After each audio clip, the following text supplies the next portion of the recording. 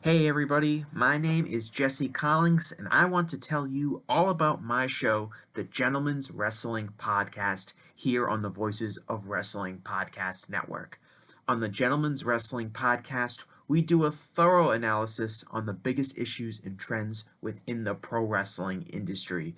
We talk a lot about pro wrestling media, we talk a lot about fan culture and wrestling's place within general pop culture, and we talk about the broader influences that are shaping the way we discuss and analyze the pro wrestling industry.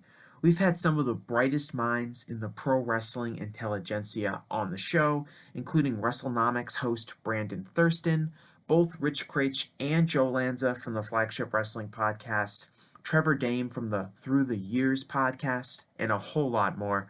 This isn't a show for hot takes. It's not a show recapping the latest episode of television.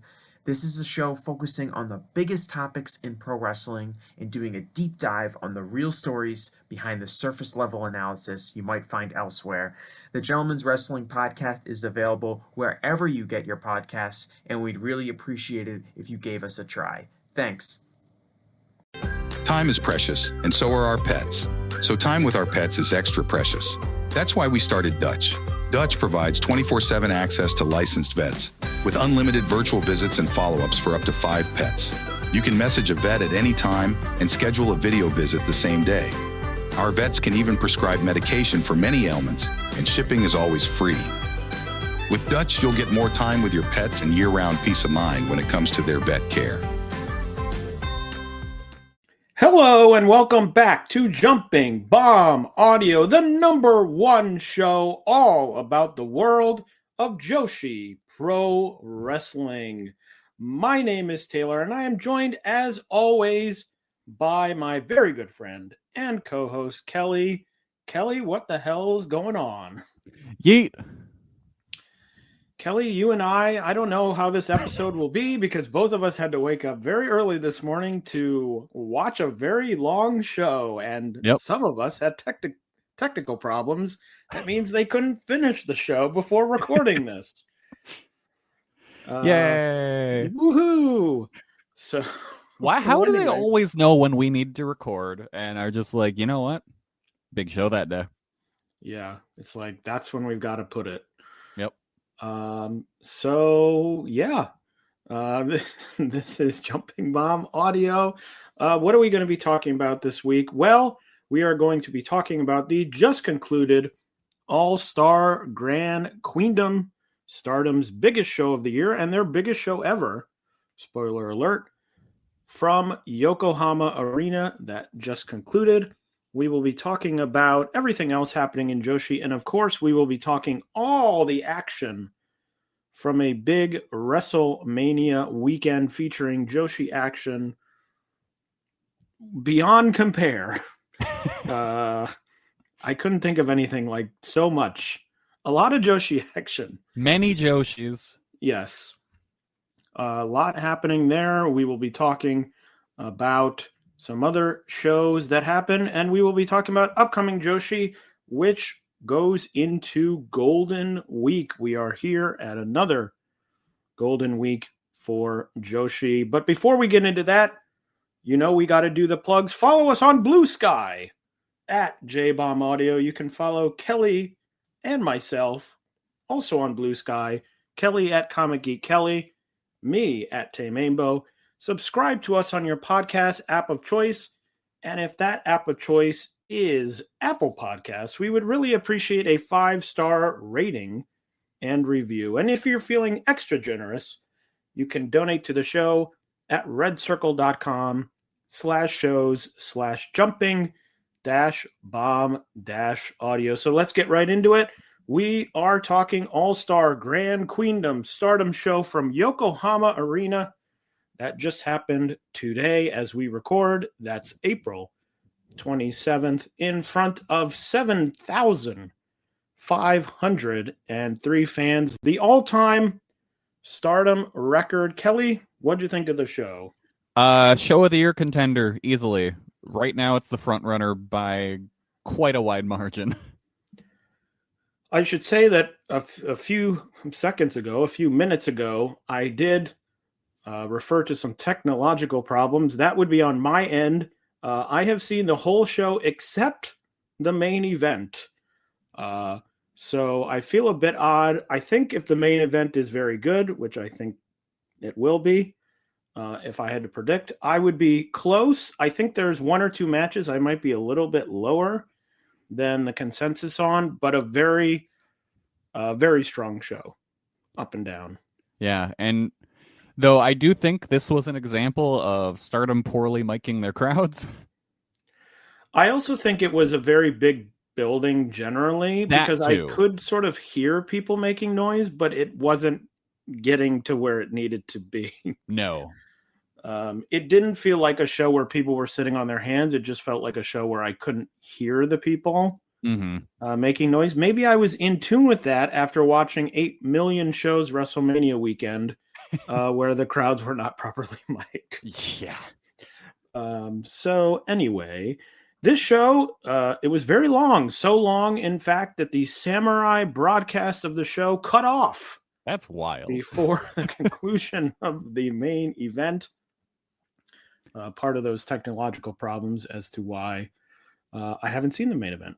Maybe they shouldn't have taken that intermission. And it was a lengthy intermission. It really was.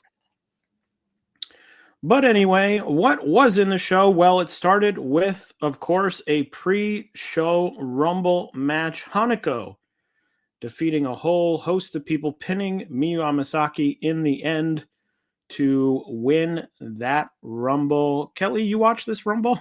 I did. Great. What'd you think? It was fun. Like, it wasn't bad. It was just a solid little Rumble. I thought it was funny how like no one rushed into the ring. Like everyone took their time coming down the ramp.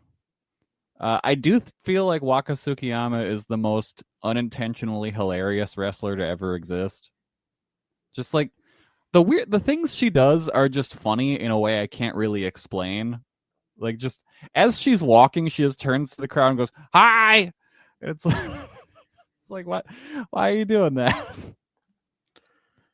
I was a little bit sad to see Momo Watanabe in the pre-show Rumble, I have to admit. When she came out, I was like, oh, she doesn't have a match on this show, does she?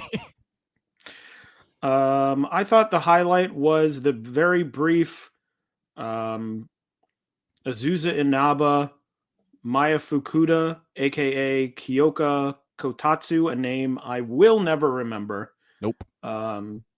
It just doesn't have anything to do with the previous name. Nope.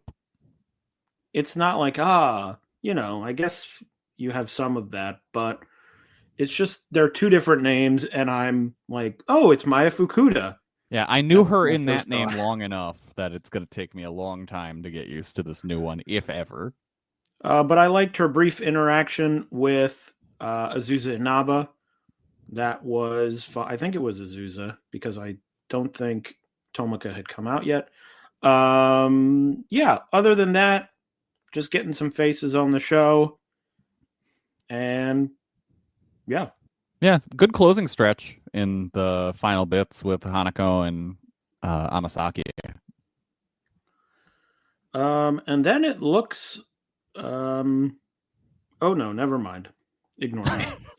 I had my matches out of order in two different places. Anyway, the next match was the first title match of the evening. The champion Hina retaining her Future of Stardom title over Rana Yagami in 12 minutes and 14 seconds. I thought this was pretty solid.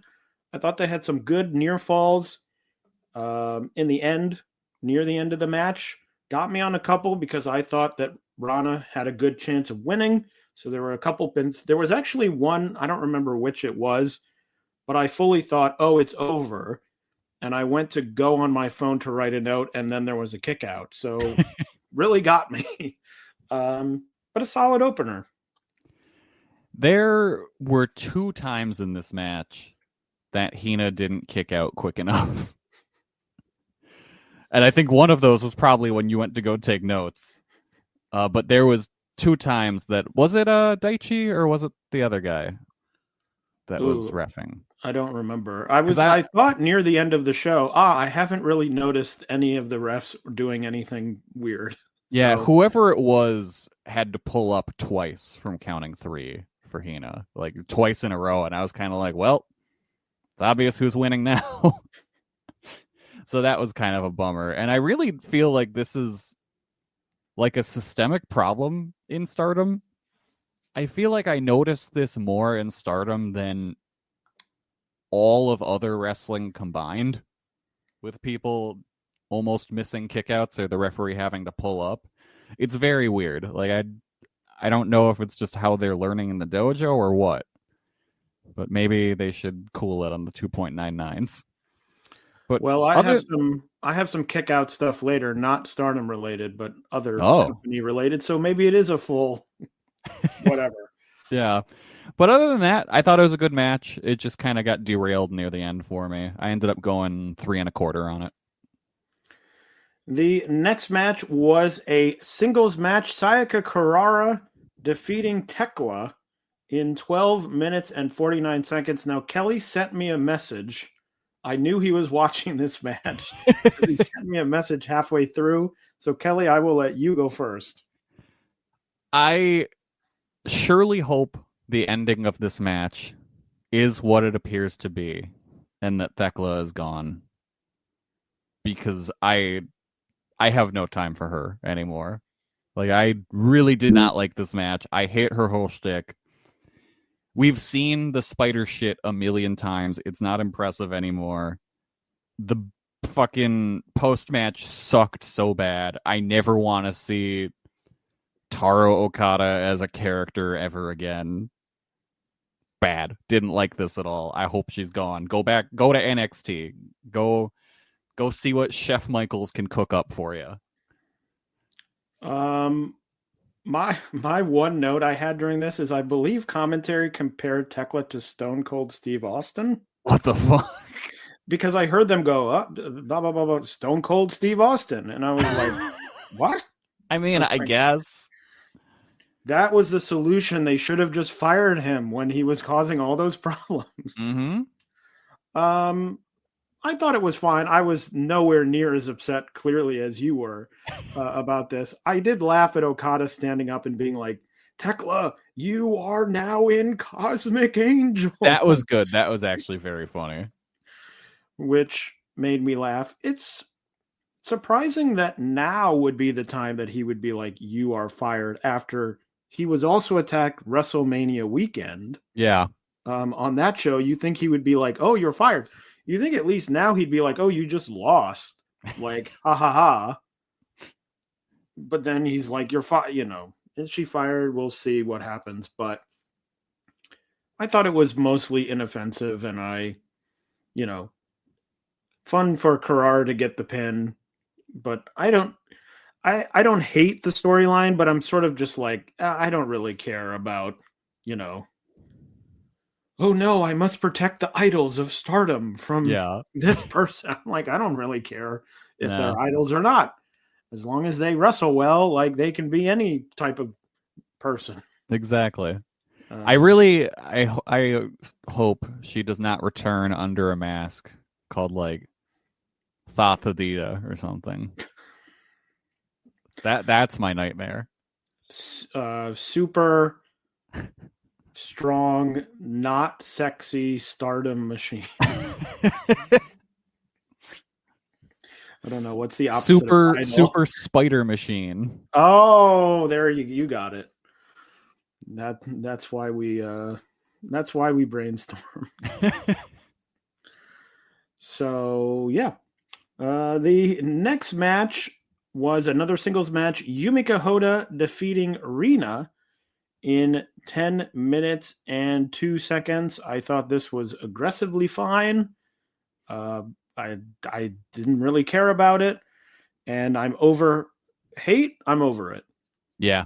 If it's not Saya, it stinks. Yes. And let me tell you, I'm jumping ahead of myself a little bit, but the world at large also thinks that, because they were on WrestleMania weekend, and every comment I got about them was, who are these people? They stink. Yep. Everyone. So everyone's over it. It's bad. Get it It's out. bad. Get rid of it. I thought Rina did well in this match. I thought she handled Hoda no-selling her very well. And again, it was a fine match. It was a little better than I expected, to be honest. But yeah, I ended up throwing 3 stars on it. I thought Rina did a pretty good job here. The next match was a 6-person tag team match. The Sendai Girls team of Meiko Satomura, Mika Iwata, and Yuna defeated the Cosmic Angels trio of Aya Sakura, Natsupoi, and Sayori Ano in 13 minutes and 5 seconds. Thought the highlight of this was Meiko destroying Aya Sakura at the end. Yes. I think I would have just preferred, obviously I sort of understand why they didn't do it, but Meiko and Mika against Natsupoi and Sayori, because their interactions were the highlight of this. One of Meiko's last matches ever. I was thinking during it, I was like, it is sad she's leaving, but she has just been gone for like 4 years. Yeah. So I think I'm less sad than I thought I would be, just because I'm like, oh, you're just going away again. Yeah, you could just be going back to NXT UK for all I know. Yeah.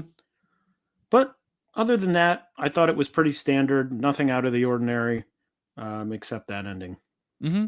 I thought it was I really enjoyed the Satomura and Aya Sakura stuff, and I thought she actually gave Sakura a lot. Like she got in a good amount of offense on her, and then gave her a lot of offense too to put her away. Like it wasn't just a simple, here's one thing, you're done, it's over.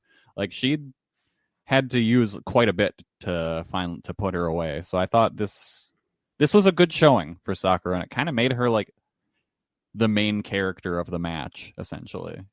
I was pretty happy with it. I went 3.5.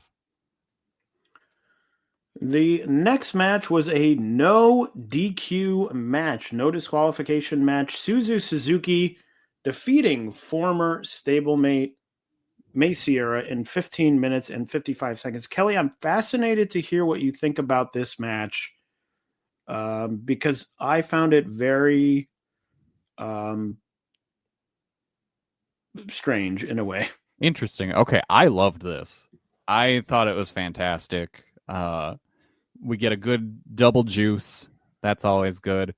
I really loved how May didn't let this veer entirely into Suzu's lane. Like this, it was a no DQ match, but outside of the opening segment where they fought outside for a while, it was just a match. And I think that was smart because that's the thing I always see with matches like this where it's no DQ, and then you have this wrestler who's like never wrestled a hardcore match in their life suddenly just grabbing all of the plunder and using it against like a veteran of that thing, and it's like, oh well, no surprise you lost.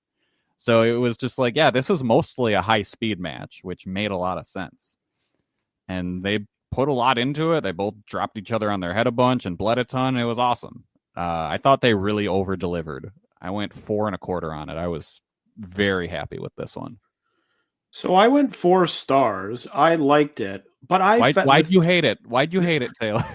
The thing you liked about it, I found very weird. Like I found it very strange that they went outside in the first 5 minutes. They were gushing blood. Yeah. And then went back in the ring and were just like, and now it's time for a match. Like I was like, this is sort of strange. It also, I was thinking in the moment, I'm like, look, we're about to have a lot of sort of like epic singles matches, all right back one after another. Mm-hmm. And I thought for variety, it would have probably been something to be like, oh, this match is very different. It's no DQ. Like, interesting they called it no DQ, and I think they probably called it no DQ instead of hardcore to lean into the fact that they then just had a match. Yeah, I think you really didn't even need to call it no DQ because everything happened on the outside and the referees don't give a fuck anyways. Yeah, it was just strange because I'm like, it seemed like that was the moment to be like, oh, we can make this match stick out. But then in the end, other than the two of them bleeding everywhere, it felt like a lot of other matches on the card that came after it that probably then sort of wiped it from, people's mind as like, this was, I think people could have looked back and been like, oh, XYZ thing happened. And it's like, well, it was very much like some other things on the card, which feels weird for a match that's like, it's no DQ. That being said, I did really like it. I thought the match was good. I mean, they were bleeding it was very weird because May came in the ring. It looked like she was bleeding a little. And then 2 minutes later, she looked up and she was bleeding a lot. When she stumbled into the corner or got thrown into the corner and just left this giant blood smear, I was like, oh, okay. Her hair is just hiding it. So again, I thought it was good, but it felt strange to me to have to have a stipulation and then mostly be like, forget that. I liked it so much because it just went to something I've always been saying, where it's like, why do these people who never wrestle hardcore matches suddenly decide, yes, I can beat this person that specializes in in this style? But then on the other hand, why was Suzu not then, I get it from May's perspective of being like, well, I'm just going to try and wrestle a normal match so I can beat her. Why would Suzu then not try and bring it back to no DQ to be like, well... Yeah, she definitely should have tried to bring more garbage in the ring at some point. So, but still won. So I guess, didn't need to. But yeah, I liked it. It just felt sort of strange to me to sort of do it as one thing very briefly and then just have a match. I'm very happy that we now are in a period of Stardom that will allow double juice brawls. Yeah, that is true. The next match was for the Sendai Girls World title. The champion Chihiro Hashimoto defeating Meiko in 14 minutes and 55 seconds. Kelly, your thoughts on this one? This was a real meaty beef slapper. Just guys being dudes. Dudes rock. No one's come up with a better term than that. Chicks rock doesn't feel right. It was great. It was exactly what I wanted it to be. Good shit. 4.25. I went 4 stars. Why did you hate it?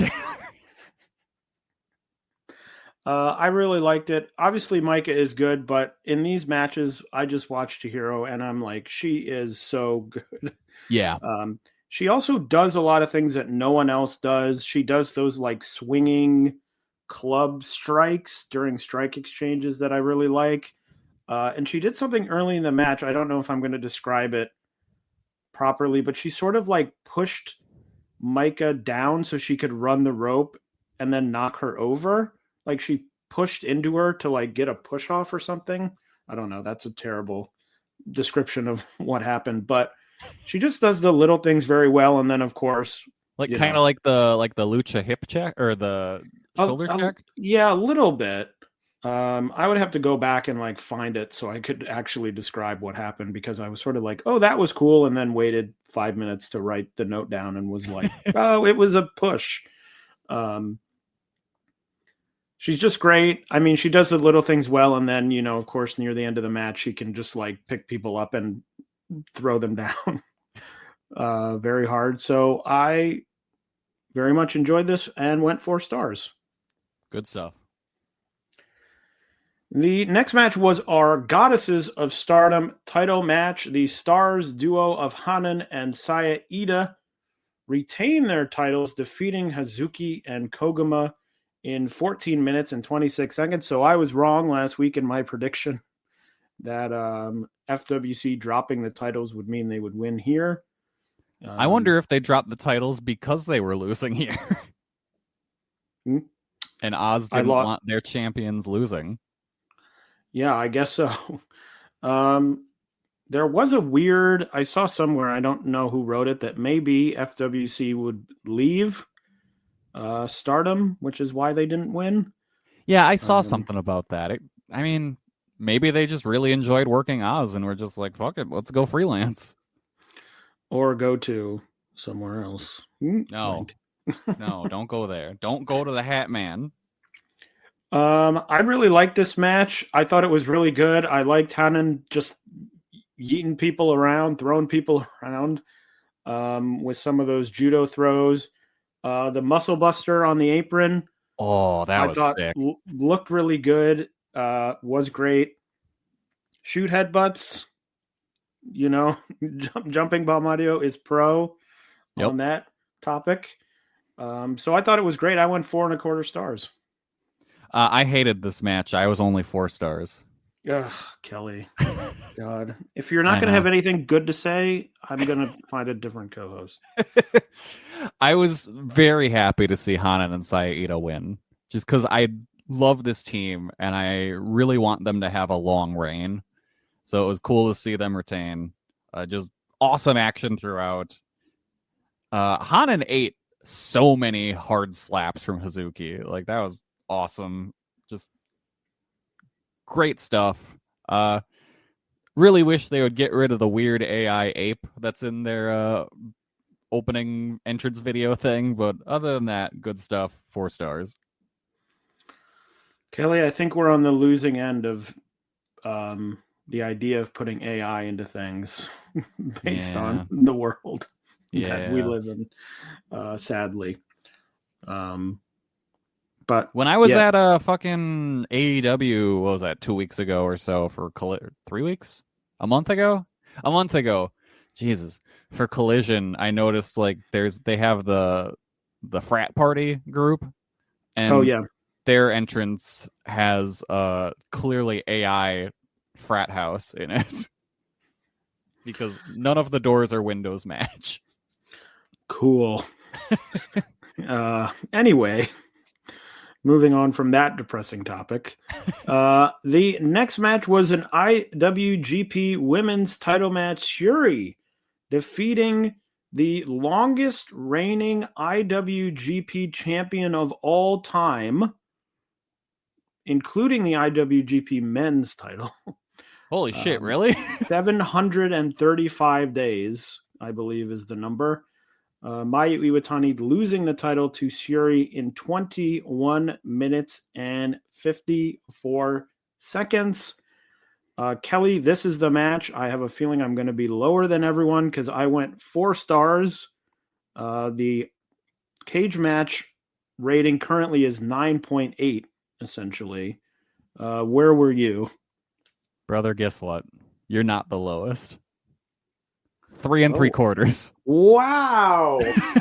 Whoa. I am the true hater. The truest hater of all. Wow, I definitely thought I was going to be the low. Nope. I mean, again, 4 star. I went 4 stars. I liked it. Well, now I'm fascinated to hear your thoughts on it. I just wasn't really into it. Like, I feel like an old man yelling at clouds here, but I thought they did too much. I thought they kicked out of too much. Like, it got to a point in the match where I'm just like, Jesus, go home. Fuck. Like, I don't know. And like, I feel like Mayu missing or botching the Poison Rana off the top kind of goes to my point that they are almost pushing themselves too hard. Because it's like, she's never missed that before. And I don't know. It 100% felt like they were doing too much. I don't think the match was bad, but it just didn't work for me like I was hoping it would.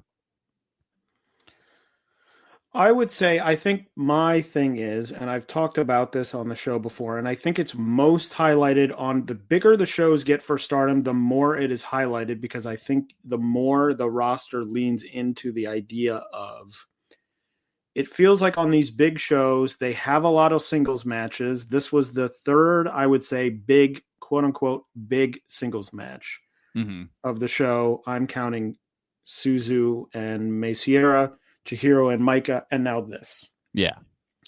And there's a thing where it starts to feel like I'm watching sort of the same match being done by different people.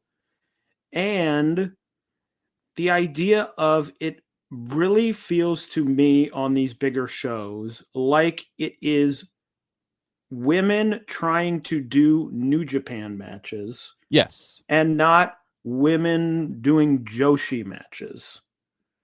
I would totally agree with that in this match particular, for sure. And I think the thing about New Japan is that they have, weight divisions, for example, where, right before a big singles match, you might get a juniors match, which is high flying. And like the size of them, this is not really what I'm trying to say, but like there is a variety where they have a little bit of variety, where here it's like, okay, everyone is the same. So we're going to go out and we're going to have a great match. And those matches are like, we're going to go out and kill each other and go crazy, which is another reason why with the Suzu and May match, I was like, I sort of wish it had been a hardcore match, because then I wouldn't be like, oh, this is my third match where, the second match on this show where someone goes to do a move off the top rope and the person grabs their leg. For example, it happened in Suzu and May. It happened in Mayu and Tsuri. Like, this match was good. I went 4 stars. Again, I thought it was good. The Poison Rana being botched was a bummer, but I'm glad that they just sort of moved on and kept going and didn't try and then do it again or something. But I spent a lot of the match sort of like, okay, this is another like epic. We're having this. We're going to have more because there's 2 more matches on this show. I thought they got there in the end with me, which is why I went 4 stars. But it's just a disconnect with, it feels like the bigger the show is, the more the roster wants to be like, we're trying to do a New Japan show. Mm-hmm. And to me, I like the joshi style. And so I think it's a combination of, I'm less into this big sort of match style, but also having, okay, it's not just one match on the show, it's 3 or 4 big, okay, we're going to go out, we're going to do a strike exchange in the middle of the ring. We're going to hit all these crazy finishers and people are going to kick out. We're going to go off the top rope. We're going to be crawling, we're going to have submissions that people are crawling to the rope. Like, it all sort of mixes together for me. I'm sure that people, and this is probably why they go out of the world of joshi fans. Like, I'm sure Dave will watch this match and he will give it 4.75 or 5 stars. Oh, he's gonna I'm going 5.5. Okay, interesting. I think but he's anyway, gonna hit 5.5 on this one. But you know what I mean, in that he's not sitting down and watching all 5.5 hours of the show. No. He's watching this match and he'll go, it's great. And then he won't watch Stardom for another 3 months. He'll probably watch the main too. Yeah, but I'm just saying, I think he won't like it as much. What was the last Stardom match he rated? I don't know. Wasn't it the Saya Tom Korakuen? Which was what, 2 months ago? Something like that. A month and a half, something like that. But anyway, I'm just saying, I think it works better for someone jumping in than for me, who's like, I have seen this. We have now been sort of working this style for the last 3 years. I think they've gotten away from it in some ways. I think the Korakuen main events are differentiated from that, but on these big shows, it feels like they're like, we have to go out, and every person on the show is trying to go out and do a end all be all. It's like the Ring of Honor issue, where everyone was trying to go out and have the greatest match that ever existed. So then some of them, you were just like, I have seen this. Mm-hmm. And with Mayu, I mean, I've been watching Mayu for, 10 years. It's like, I've seen the Mayu matches, which we could then spin off into, is this the end of Mayu in Stardom? And that question of, she doesn't seem to have much else to do in Stardom. That's the thing. If she's gonna leave, I honestly don't blame her, because she's done everything she can in this company. It's a thing where you just wish that you could go somewhere else and not go to a company that is like just tripping over themselves currently. Like, she honestly would be so much better off just going to DDT and just competing in their main singles division. Yeah. But it seems very, I don't know what word to use, very possible, very likely. Yeah. That she will be going to Marigold. The allure of the Hat Man cannot be understated. The Hat Man calls. Yep. So I get being like, it seems like, okay, let's say she stays in Stardom. Let's just pretend we live in a world where she stays in Stardom. What does she do now? Because it seems like she's not going into the main event picture. No. It seems like she's in this very sort of, veteran role. They sort of gave her this IWGP Women's title, which doesn't really matter. The IWGP title really felt like Mayu's got to have something to do title. Yeah. It felt like, let's do this now. Yeah. So that we're not like disrespecting the person who stuck around through all of this stuff. And I'm just checking because, they talked about, it's a longer reign than Okada's reign. How many defenses did she make? Okay. She made... Oh, these are listed weirdly. She made 10 defenses in 735 days. So that's easy because that's a defense every... Well, she didn't defend it successfully the last time. Yeah. She won the title. She made 9 defenses, and then she lost the title. Who'd she beat for the title? I don't even remember. She beat Mercedes Moné. Oh yeah, okay. That's right. We don't blame you. It was over 2 years ago. Let's see. Yeah, because Okada's fourth reign was 720 days. He made 14. He won the title. He made 12 defenses, and then he lost the title. So closer than I would have thought. Mm-hmm. But anyway, we'll see. I mean, am I excited for Mayu to go to Marigold? I can't say I am. Just there's not really many matches there that I think, ooh, I've got to see, I don't know, Mayu versus Meiko Aono. Mayu versus Megaton. Now, that's odd you would say that, Kelly. You wouldn't rather see Mayu versus Gigaton? Oh, maybe. Or how about Mayu versus Megaton and Gigaton? Oh, now you're talking. That is a match that legitimately I think may happen. Mayu. Oh, but what if she comes in and leads Darkness Revolution? Wow. Interesting. No one would see that coming. God, this sucks to talk about. Let's go back to Stardom.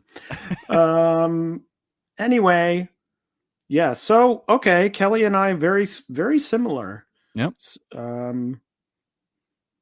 Yeah. And you thought you were going to be the low man on that, man. I certainly did. I thought, oh man, I'm going to be so much lower than everyone else. Okay. The semi-main of the show was for the Wonder of Stardom title, Starlight Kid defeating Azumi in 20 minutes and 37 seconds. I think this one was a victim of my expectations. The previous big Starlight Kid and Azumi match, I went 5 stars on. So that was my expectation. I don't think they got there. I think part of it was the same thing where it was another one of these knockdown, drag out, epic style matches. Again, I still liked it. I went 4 stars, but I wasn't blown away by it. I'm the high man on this one. I went 4 3/4. Well, there you go. Maybe Yeah. you just got your scores mixed around. Maybe I did. No, I thought this was incredible. For whatever reason, when the match started, I was like, I wonder if we're hitting diminishing returns on these two, but I don't think so. I loved the pacing of the match. I thought they kept things moving. Like, it never felt slow, but they also gave stuff time to breathe, which was nice. And I think that's something the previous match didn't do. I thought it made like Azumi's kick out at 1 even more impactful to me. I think these two are just like, they're so perfect for each other. And they really do an incredible job of just making each other look great and have it feel like the match could go either way. Because like, it makes sense for Starlight Kid to win here, but I thought it could have gone either way throughout this whole match. So I was biting on a lot of near falls, and I thought the match was tremendous. Like I said, 4 3/4, great stuff. I think it's certainly interesting that Azumi lost, because it seems fairly definitive now that Starlight Kid is placed above Azumi. Yeah, well, this was the match to decide the leader of Neo Genesis. Yeah, but I just mean sort of not like in that kayfabe sense, but in the sense of like how the promotion sees them. Because I guess in my mind, I've always been like, oh, they're linked because they're similar in age. They sort of came up together. And if Azumi would have won, you could have thought, okay, they gave Starlight Kid, they had the high speed title back and forth. What was that? Last year? Yes. Last year or 2 years ago. That sort of felt a little, even Steven in some way, but now it is very clearly, obviously she's the leader of the unit, but also it feels like, okay, they are behind Starlight Kid. I'm very interested to see what happens with Azumi moving forward, because it felt very definitively like, okay, Starlight Kid is not ready, turn Starlight Kid heel, and then once we're ready, switch it back, which they did, and now move up the card. Mm-hmm. Azumi doesn't feel like she has that path. So I'm interested to see what happens with her. Well, and also she's got a strong title match coming up. And so they weren't going to have her lose that match, if she was champion. Yeah. So I think the timing wasn't great on it, but I really do feel like they finally realized, like, hey, we do really have something here with Starlight Kid. Yeah, I mean, very good. I've been on the Starlight Kid train for many years. Yeah. I think this was a case of Hatman gone, we can finally do what we actually want to do with Starlight Kid. And then the main event was for the World of Stardom title and a career versus career match. Saya Kamatani defeating Tam Nakano to retain the title and retain her ability to keep wrestling, I guess you would say, in 26 minutes and 9 seconds again because of technological issues. I haven't seen it, so I will throw it to Kelly for his review. I thought this was just a fantastic cap to what is most likely going to end up being the show of the year. I thought it was paced perfectly. I was so happy there was no hate bullshit like that. I was really afraid that they were going to come out like Daichi was going to get knocked down and then hate would run out and there'd be a whole thing, but they never did that, and thank God. We didn't see Natsuko Tora this whole show. How great is that? Isn't it? Like, she wasn't in that battle royal. She wasn't anywhere. What a great day. But yeah, this match really drove home to me that Saya has grown so much as a performer since her white belt title reign that Taylor and I hated. Like, this really felt like a graduation almost. Like, this was the final test she had to kind of move up to show like she is the top of the company. She belongs in this spot. Time is precious, and so are our pets. So time with our pets is extra precious. That's why we started Dutch. Dutch provides 24/7 access to licensed vets, with unlimited virtual visits and follow-ups for up to 5 pets. You can message a vet at any time and schedule a video visit the same day. Our vets can even prescribe medication for many ailments, and shipping is always free. With Dutch, you'll get more time with your pets and year-round peace of mind when it comes to their vet care. And Tom really gave her a lot here. Potentially gave her a new finisher with the Twilight Dream, which Saya used to put her away. I'm very interested to see if she'll keep using that move. I think that would be a nice touch. Just the post match was really good. Like, the whole thing was very emotional, and I thought they handled it well. English commentary, Walker Stewart did a tremendous job here, just laying out and letting them kind of talk, and Waka provided a translation, which was nice. But Walker Stewart just sat out and let the moment speak for itself, which was 100% the correct move. And then you had the final bit in the match with just them looking at up the ramp with the feathers falling down, and then the cut to black. And it felt like a series finale. Like, they did a great job with this being the end of Tom. And I don't think we'll ever see her again. It really seems like this is it. I don't think she'll return in any kind of role, or at least not for a good long time. And then I also had the thought of, is this what WWE fans feel like when they watch their show and claim that it's cinema? And like, is this what they think they're watching? Because I think this is what they think they're watching. Like, they think they're actually seeing special moments like this when it's not. They're getting fucking whatever their weird little circus is doing. But yeah, this match I thought was great. I fully expect it to be in my top 5, potentially my top 3. I went 4 3/4 on it. I really flirted with 5, but it didn't immediately hit me, so I decided not. Yeah, tremendous stuff. Just an awesome cap to this great show. Well, that is all for All-Star Grand Queendom, but not all for Stardom. They also had a Korakuen Hall show a few days before All-Star Grand Queendom on April 24th. The big news out of that one, a new unit for Suzu Suzuki. It is Suzu, Rina Yamashita, Itsuki Aoki, and Akira Kuragane. That unit is called Mi Vida Loca. Big Ricky Martin fans. A name I just hate. They got to come to the ring to that song. I just hate that name. Unit, we'll have to see. I have to say, this happened in real time on episodes of this podcast, but Itsuki Aoki, what was that, 2 or 3 years ago, became the du jour indie joshi title challenger for like a full year. And I grew very tired of her, so I'm not all that excited to see her here. But we'll see. We'll have to see how Aoki and Yamashita work here, because I believe they're still freelancers. Yeah.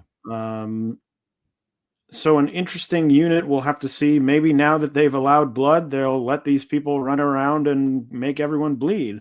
That would be cool. If they could be what hate pretends to be. So that would be fun, but we will have to see there. It also feels like a very small unit, so maybe we'll see some additions. But the other big Stardom news of the last 2 weeks, Marigold had a show at Korakuen Hall on April 25th.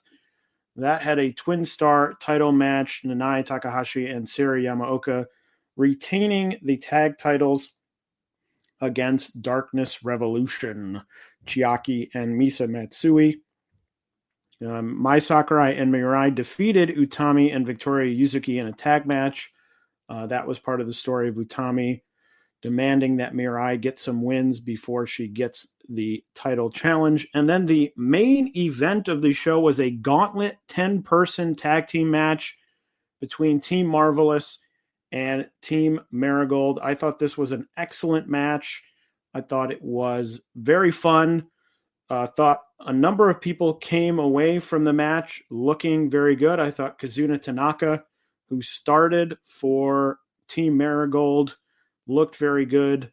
Maria looking very good on the Marvelous side. But just a fun match. I thought it was well laid out. It didn't have the usual. I think in a lot of these Gauntlet matches, they sort of go to the same cliches of like, oh, the last person gets down and they have to defeat, 2 or 3 people. They didn't do that.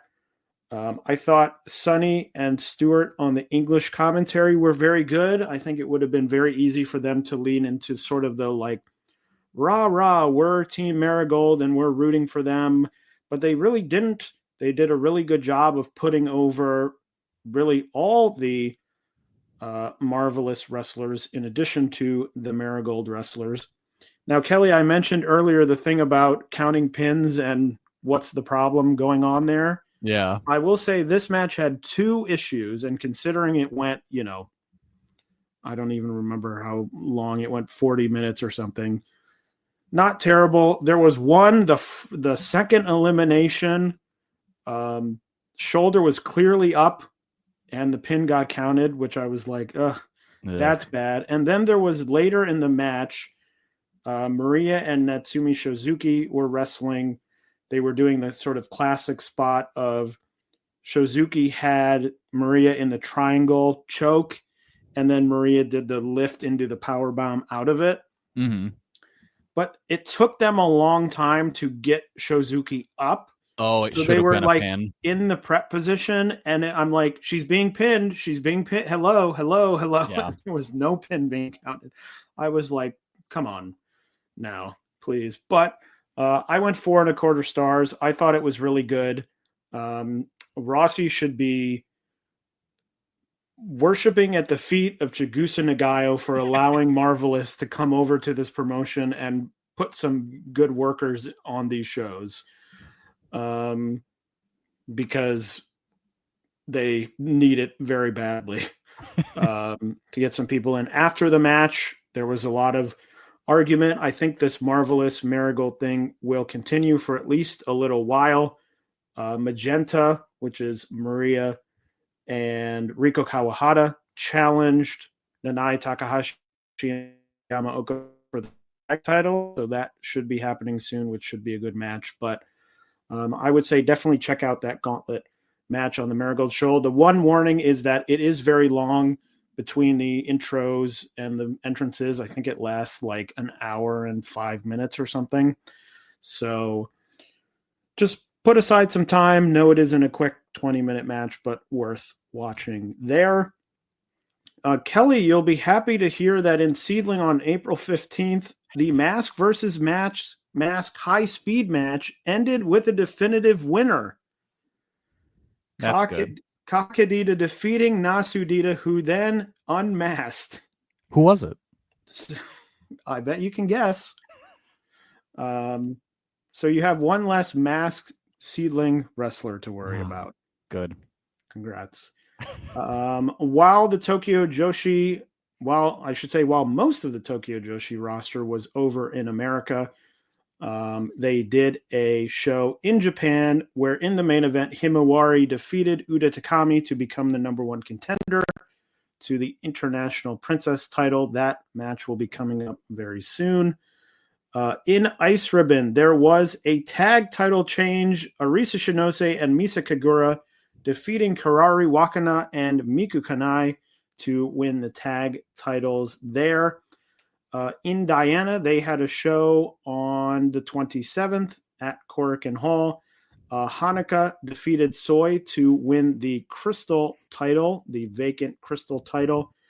The tag team titles, Nanami Hatano and Rina Amakura, retained their titles against Ayako Sato and Debbie Keitel. And Risa Sera retained the Diana World title over Haruka Umasaki, and then announced that she will be retiring in January of 2026. So, Kelly, another retirement. Do you think John Cena kicked this all off? I don't know what kicked it. I think it's the spring. I think the weather gets better and people are like, I don't want to be wrestling anymore. I don't want to wrestle in a world without John Cena. Yeah, that's probably what it is for these Joshi wrestlers. Also, Unagi Saika did her Purdue show at Sumo Hall. That drew, I believe, around 1,800 fans. Not great attendance. Hey, it outdrew Bloodsport. I didn't see that show, but I looked at the full card, and I cannot say I am very interested in watching. Did it air anywhere? I don't know if it did. I haven't seen like it pop up anywhere. I think I just saw mostly results, and they mostly seemed. It seemed very much like a comedy, comedy show. Yeah, it seemed like a meme show. But what else happened in the last 2 weeks? Well, WrestleMania weekend. We previewed it on the last episode. So now let's run through all the action that happened WrestleMania weekend. We started on Wednesday with the Dragon Gate USA Rebirth show. That featured Neo Genesis, Azumi, and Starlight Kid defeating the hate duo of Konami and Natsuka Tora. I thought a poor start to the weekend. Yes. Thought the match was really not any good. And the first of many matches, people reaching out going, what's up with hate? They would have been better off just not having a match at all. Because I think a match like this is embarrassing and drives people away from the product. Pandemonium Pro Wrestling had the first show on Thursday that featured Joshi action, Miyu Watanabe defeating Maya World. I thought by the end of the weekend, I liked Maya World. I thought she didn't look great here. Yeah. I was sort of not impressed in this action. She impressed me later. Of course, Pandemonium Pro had some streaming issues happening with the live stream, which may have contributed. But I thought that this match was pretty average. Mm-hmm. It was also, I find it interesting how they shoot their shows in like super widescreen. Yes, very cinematic. Yeah.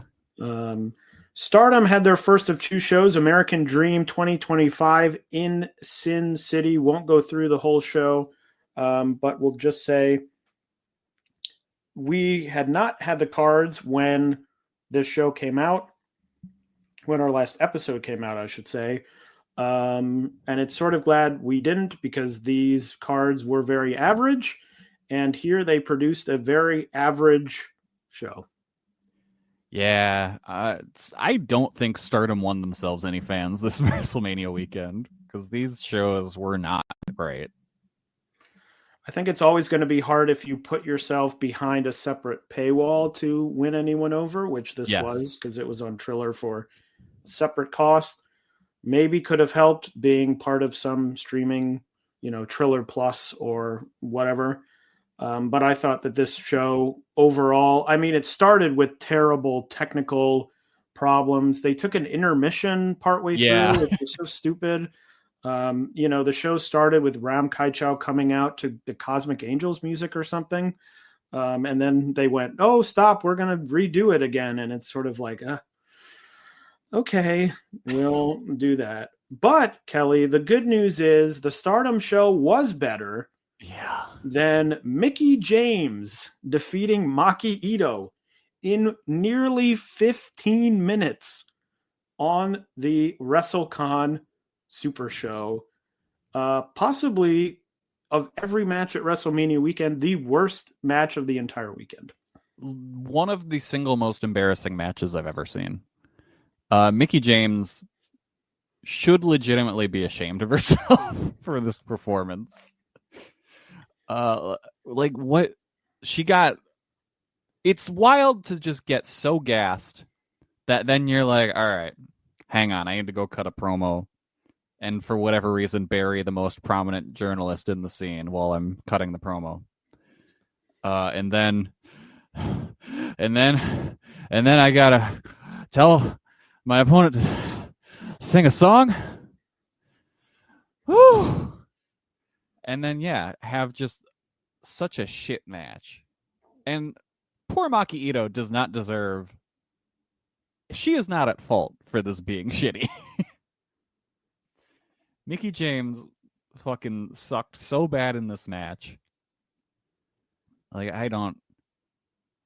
It can't. This was right before or was it before or after the Butterbean Minoru Suzuki? It was directly before, because everyone was saying, well, we found the worst match of WrestleMania weekend. And then Minoru Suzuki and Butterbean happened, and people were like, wait a minute. I don't think that was worse, because at least that was a freak show. This was a dream match. I mean, it's easily, between the two matches, the worst 30 minutes of pro wrestling you'll ever see in your life. Yes, 100%. Just horrible. I mean, you let her off, but I want to say that Maki Ito also is to blame for this. You know. I don't think as much. I think she did what she could.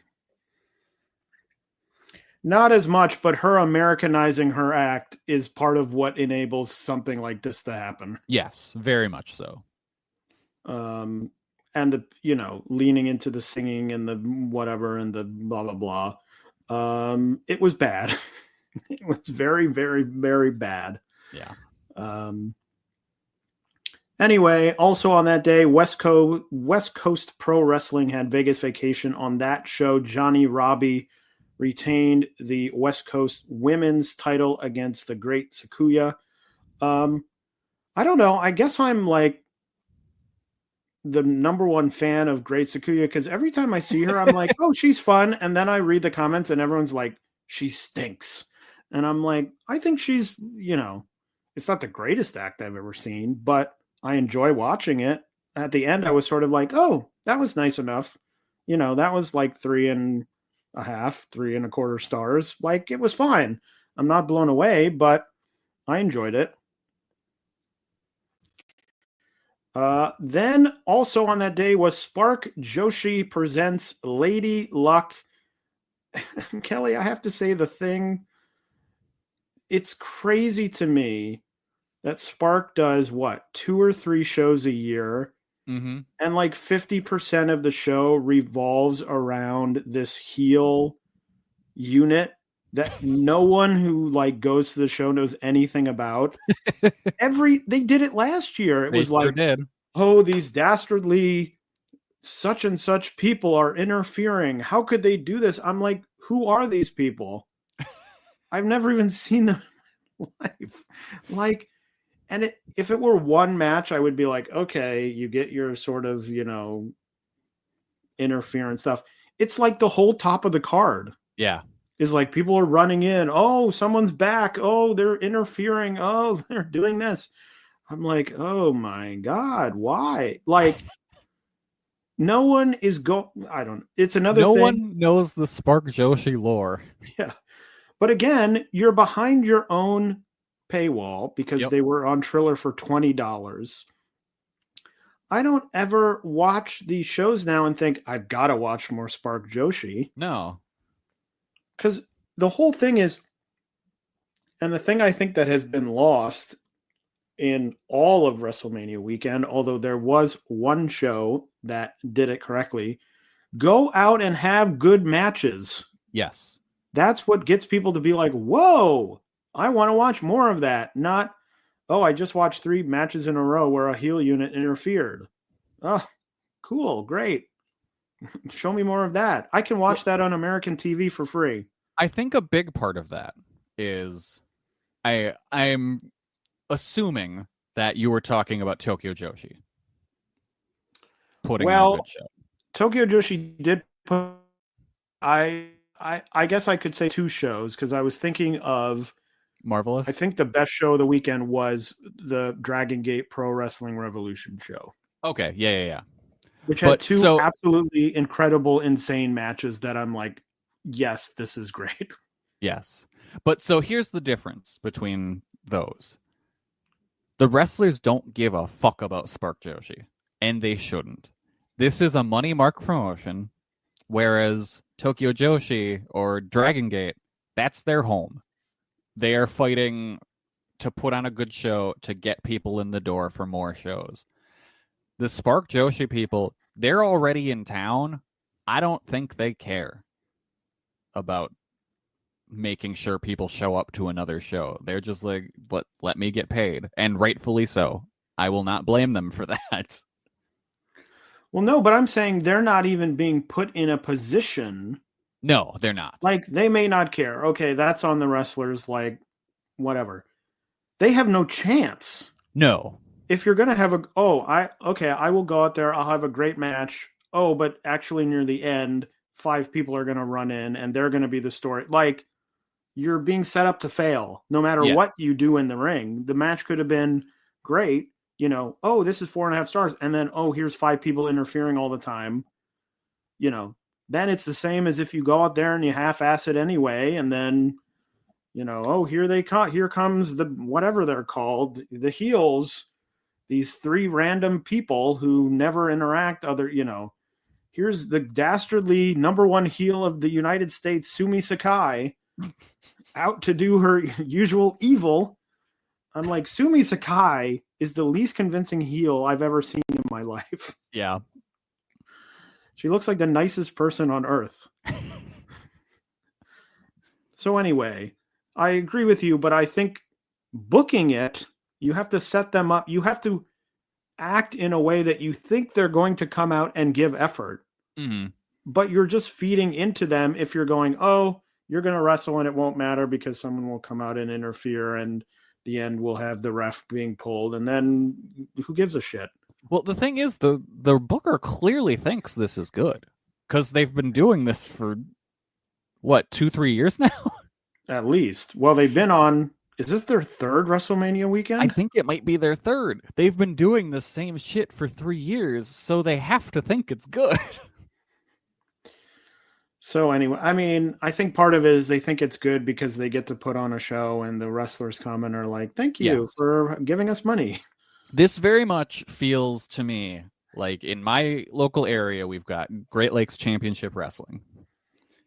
You go, you work that show, that he gets a lot of like former WWE guys. It's a good payday, but part of that payday is you have to spend the day hanging out with the promoter and pretending to be his friend. That's part of that booking. I think that's kind of the case here too. Well, speaking of shows that stunk, Josh Barnett's Bloodsport 13 happened on Thursday evening. I thought a terrible show. I hate Josh Barnett's vision of Bloodsport. It's so boring to me. 3 matches happened. Meiko defeating Carmen Petrovich in 4 minutes, 27 seconds. I guess I was interested to see what the hell was up with Carmen Petrovich, a person I've never heard of. I'm glad that Meiko won and beat her for her crimes of cultural appropriation. Yes. And I believe whoever was announcing did say when Carmen came out, something like, you wouldn't know it, but this person is not Japanese. As she comes out with very bright blonde hair. Yep. Shayna Baszler defeated Konami, a match I've already forgotten anything about. I completely forgot that match even happened. Actually, the match I thought was best on the whole card, and of course of the Joshi, was Natty Neidhart defeating Miyu Yamashita. I would have thought it was better had Miyu won with her great-looking spin kick. Yes. She hits an amazing-looking spin kick and then immediately gets put into a figure 4 and taps. Yeah. Can we talk about the post-match of this where Natty wins? She then gets her heat back that she never lost by beating up Miyu again. Then she goes outside and gets her heat back again that she never lost by beating up some fucking NXT rando at ringside. Kelly, it was an NWA superstar, Kenzie Page. Sorry. Okay. So wait, is NXT working with the NWA now? I have no idea. Is Chef Michaels in the kitchen cooking? I don't really care, frankly. Is he making cinema? I mean, I thought it was the best match because I feel like something happened at least. It wasn't just 2 people wandering out from backstage doing shitty, fake shoot matches and then wandering, and then I bow, everyone's got to bow to each other like assholes. Yeah. And at least something happened, and I'm like, oh, she's fighting with someone in the crowd who I knew immediately was a wrestler. But, I'm like, at least something's going on. Yeah, but it's just like, why did Natty have to get her heat back twice that she never lost? Yeah, I don't know, but stop doing Bloodsport Yeah. is my final message. Then late at night at 11 p.m. was Marvelous Pro Wrestling. I thought that this was the second best Joshi show of the weekend, highlighted by maybe my favorite Joshi match of the weekend, Aja Kong defeating Senka Akatsuki in only 5 minutes and 5 seconds, but it was a classic Aja Kong rookie destroy match. The crowd was super into it. It was super fun. Didn't overstay its welcome. They've got something with Senka. She's like pushing out of the pin, constantly like moving. I'm like, this is great. I thought it rocked. I thought the whole show was good. I thought it was fun. Like the Masha Ai Hozan match. But that was really the highlight. The crowd really helped. The crowd was loud. You could hear the crowd, importantly. The crowd was going nuts for Senka kicking out or trying to not get pinned. The main was good. So this really a great, solid show. A bummer it was on High Spots where only 2 shows were, and High Spots is like $16 a month. How weird is that like the WrestleCon show was on Triller? Yeah, I didn't understand that. They were like, we're on High Spots, and then all of a sudden they were like, we're on Triller TV Plus, and I was like, great, but actually less great because now I have to get High Spots for even less shows. I think there was only one other show on High Spots all weekend. It was so weird. Then we go into Friday. Tokyo Joshi had their show at 11 a.m. I thought that this was the Joshi show of the weekend by far. I thought it was an excellent show. Thought that Suzume Jada Stone, from last time we talked about Jada Stone on this podcast that I'm a Jada Stone head. I thought she was really good. I went 4 stars on this match. Thought it was super fun. Masha Slamovich and Miyu, I think a little disappointing. Probably the Knockouts World title being on the line didn't help.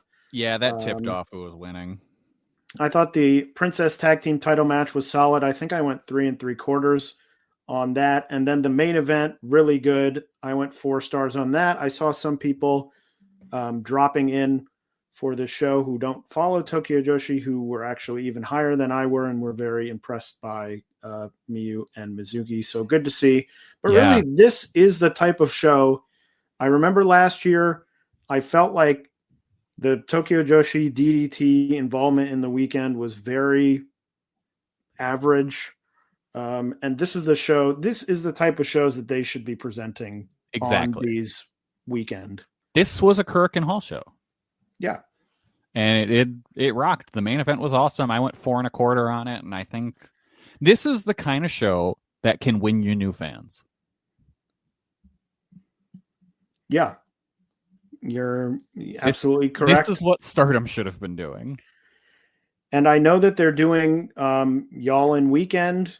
I think they're running like pretty far away from everything else. So if they want to draw, I'm like, you've got to do another card like this. Yes. You have to book like you want to draw fans and not just like, well, people will be there. They'll come. Yeah. But an excellent show. Definitely worth checking out. I think, maybe the Marvelous show you could watch. I would say you can sort of drop in and out of that one, but this is probably the only show I would recommend, really the whole thing. I thought it was really good and a lot of fun and very indicative of Tokyo Joshi as a whole, which is sort of what you want. Mm-hmm. Then Stardom had Stardom American Dream in the Neon City, their second of 2 shows. I thought this show was slightly better than the first day of shows. Still wasn't really blown away. I thought the top 2 were fairly good, but nothing crazy. I mean, probably the biggest thing was Tekla attacking Okada in their post-match, but now that's old news that she's been fired. But the top two, this was one of those matches, Maya World. The semi-main was Azumi and Johnny Robbie defeating Maya World and Starlight Kid, and I thought Maya World looked really good in this match. Mm-hmm. So that was good. Kelly, any thoughts? Is the DKC the biggest dork in wrestling? I don't know. I feel like I see him once every 6 months, and the minute he is not directly in front of me, I forget everything about him. Every time I see him, I'm like, who's this fucking nerd? And it's the DKC. I'm like, oh, that guy with the weird ass name. All right. Donkey Kong Country. The Donkey Kong Country. Yeah. DK. Donkey Kong. What else happened? I realized that El Fantasmo and Maki Ito happened, but it didn't make air, and so I have no idea what happened in that match. I bet it was better than the Mickey James match. In addition to Deadlock Pro did not make air. What did make air was Joey Janela's Spring Break 9, Masha Slamovich defeating Suzu Suzuki in 9 minutes and 52 seconds. And I have to be honest, I've forgotten everything about this match. I remember liking it well enough. That Dragon Gate Pro Wrestling Revolution show was at the end of Friday. That had Hanan and Saida defeating Hyan and Charisma in 10 minutes and 44 seconds. Solid match, but it was an undercard match, and some other things on the show sort of blew it away. Mm-hmm. So, yep. New Texas Pro Wrestling, Texas Hold'em. This is one that did air that I didn't get around to. Hanako and Kylie Ray wrestling. Hanako, after last episode, got reached out. Hanako, of course, did that excursion a little while back and was Texas based. So that was part, we said it was sort of a random match. And Kylie Ray, a former New Texas Pro Wrestling champion. So that was the reason for that. Saturday, WWE NXT Stand and Deliver. Kelly's making me talk about this. I'm being forced. It was a terrible show, and Stephanie Vaquer retained the title against Julia and Jada Parker and Jordan Grace. The greatest trick I've ever pulled is making you watch NXT and then not watching it myself. How dare you? It was bad. Stunk. Unless you really like Booker T shouting. What was Booker T whacking off at the desk during this match? Oh, well, Stephanie Vaquer has that thing where she takes someone's legs and then she thrusts their head into the mat. Do you know what I'm talking about? Yes. And Booker T, when she does it, he's like, like it's very weird. Okay. It's horrible. And that's one of those where we need to get the Gooners out of wrestling. Because they're the ones facilitating this stuff. And imagine for a second if that happened in AEW. We would be talking about that for months. People would be talking about how, let's see, who are we going to put in that role? Tony Schiavone should be thrown off the air and thrown in the street for daring to make a sex noise when a woman does a thing. But it's okay if it happens in the Fed. Because that's where the Gooners are. I rest my case. I fully laid out for that. I'm not getting involved. Also on Saturday, Tokyo Joshi Pro versus DDT versus GCW happened. Nothing blow away on the show, but it was a fun show. Yeah. Thought it was a good mixture of people and promotions. Nothing to go out of your way, I think, to see, but watching it, especially after having watched 8 million shows, was pretty fun. I thought the main was really good. Yeah. Which was Konosuke Takeshita and Masha Slamovich defeating Miyu Yamashita and Shinya Aoki. It was fun. I thought that Maki Ito had an actual good comedy match with one called Manders against Yuki Onaya and Microman. Mm-hmm. But yeah, fun show. I think now it's like WrestleMania weekend is over, so I couldn't really in good conscience be like, go back and watch it. But in the moment, I was like, okay, this is nice. Yeah. And then finally, Game Changer Wrestling had Clusterfuck Forever. I will be honest. The show started at 2 a.m. and at 4 a.m. I fell asleep. So I did manage to see the Up Girls enter first into That's the all you Clusterfuck. really need. And If you're just watching from a Joshi perspective, you just need the Up Girls segment. I was having a great time. Carrie Morton came out, and then they went away. And I did get to also see the real deal Zeta Steele. Yes, she was in there too. Former Marigold great.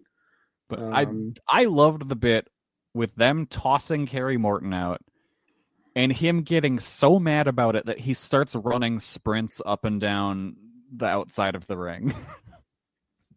Like, that was just so perfect. Just like such an angry uncle moment. I loved it. But that is everything. Yes, everything that happened WrestleMania weekend. But what is coming up? The action never stops, and we're going into Golden Week. So what do we have? Stardom has a number of Golden Week house shows. On May 9th, they also have New Blood 21. And on May 11th, they have a Korakuen Hall show. I have a feeling, I think they have a press conference tomorrow. Yes. Question mark, where I'm assuming a lot of this will be announced in addition to possibly some other things. So that is that. SEAdLINNG has a Korakuen Hall show on May 1st. Rina Yamashita and Natsu Sumire, returning from a mysterious place where she's been for a while, will face Hiroyo Matsumoto and Mio Shirai. Kelly's favorite, La Pedita and Ka Kedita, will face off against the CMLL duo of Juvia and Tabata. Juvadita. And Tabatita. Veni Makoto and Nagisa Nozaki will face Unagi Saika, Honori Hana, and Miku Kanai. Miria Koga will face off against Mika Iwata. And then the main event is Ayame Sasamura and Itsuki Aoki defending the SEAdLINNG tag titles against Misa Kagura and Yuri. Oz has some Golden Week shows. Tokyo Joshi has a show on May 3rd. That will feature Yuki Kamifuku versus Viva Van for the VPW title. And the main event, as we talked about earlier, Himawari becoming the number one contender for the International Princess title. She will face off against the champion Suzume.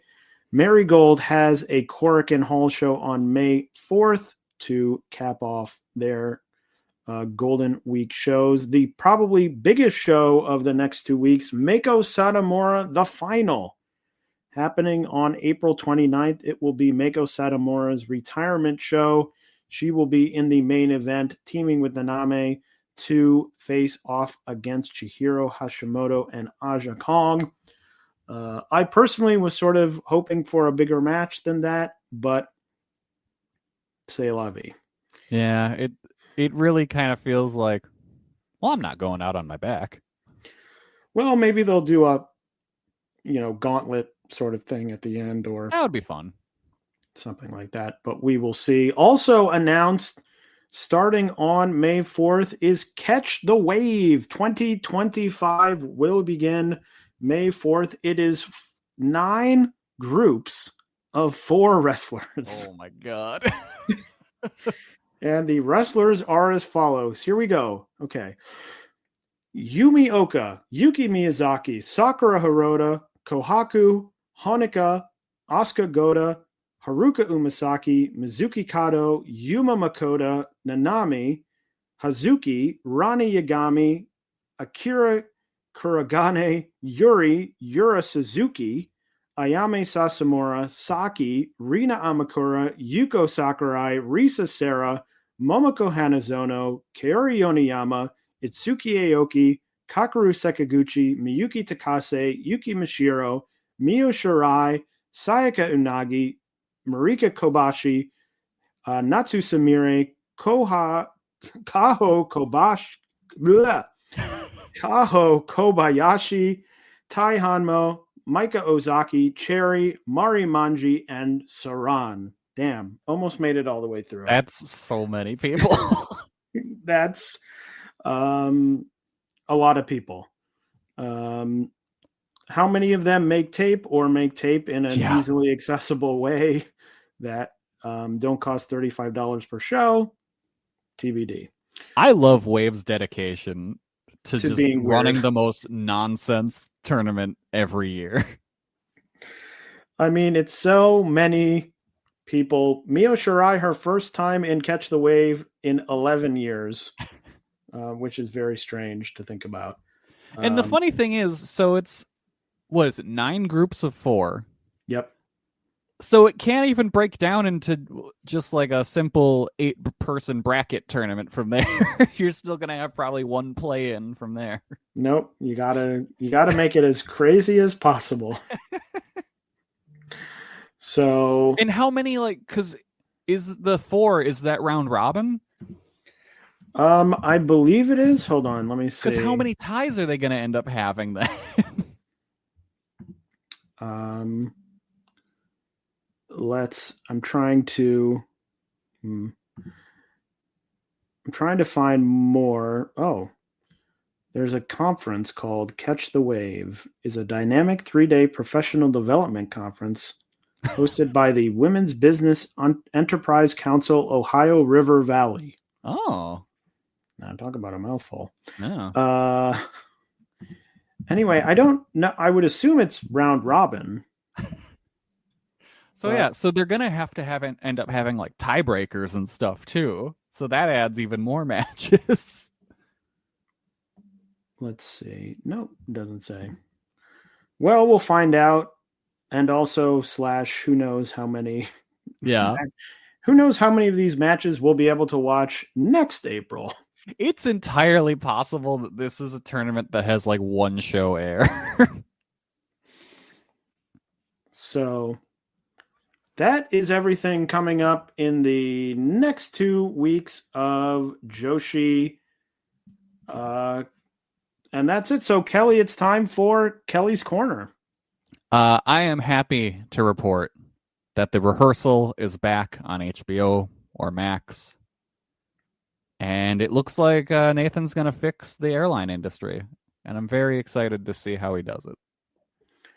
I had a friend who watched episode 1 on a plane, which they said they did not enjoy. Yeah, I've said by the end of this season, I'm either going to feel safer riding in an airplane or less safe than I ever have felt on a plane than ever before. Yeah, I think that's very accurate. Well, that is all for us for this episode of Jumping Bomb Audio, but we will be back with you in 2 weeks' time for even more Joshi action. For Kelly, my name is Taylor, saying goodbye. Goodbye, everybody. Hello, everyone. My name is Taylor. And I'm Kelly. And we are the co-hosts of Jumping Bomb Audio, the #1 show all about the world of Joshi Pro Wrestling. Episodes drop every other Monday where we discuss the biggest Joshi news, review shows, and preview the hottest upcoming Joshi action. So whether you're a new fan or an old fan, we've got something here for you at Jumping Bomb Audio. Check us out on the Voices of Wrestling Podcast Network.